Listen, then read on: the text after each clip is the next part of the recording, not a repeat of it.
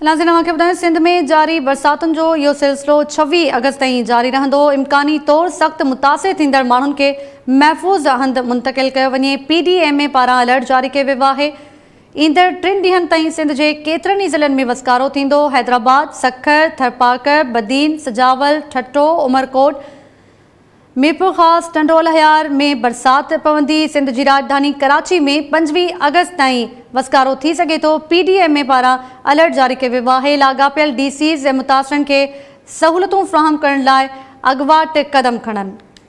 अव्हां खे ॿुधायूं पिया नाज़रीन, PDMA अलर्ट जारी कयो आहे। सिंध में जारी बरसातुनि जो सिलसिलो 26 अगस्त ताईं जारी रहंदो। इम्कानी तौरु सख़्त मुतासिर थींदड़ माण्हुनि खे महफ़ूज़ हंधि मुंतक़िल कयो वञे। PDMA अलर्ट जारी कयो आहे। फ़कीर सलीम खां इन जा तफ़सील मालूम कयूं था। जी फ़कीर सलीम। जी तारा सिंध में बरसातन जो सिलसिलो जो ॿीहर शुरू थी चुको है। उन हवाले से जेका मौसमियात खाते पर गति जारी कई हुई ते मुताबिक अॼु खां सिंध के मुख़्तलिफ़ ज़िलनि में बरसात जो वसकारो जो शुरू थी चुको है। इन 3 ॾींहनि वो जारी रहंदो। इन सॼी सिचुएशन के नज़र में रखंदे PDMA provincial disaster management authority पारां आगाही अलर्ट जारी किया वियो है। उन हवाले से जेके भी सिंध जा डिप्टी कमिश्नर आहिनि उनखे एक लेटर लिखियो वियो आहे जंहिंमें ॼाणायो वियो समूरा डिप्टी कमिश्नर पंहिंजे ज़िलनि में बरसात के नज़र में रखंदे तैयारियूं कनि ऐं उते जेके इलाइक़ा हाई रिस्क आहिनि जिन इलाइक़नि में इहो ख़दशो आहे त उते जा जेके इलाइक़े वासी मुतासिर थी सघनि था, बरसात जो पानी पी सघे थो।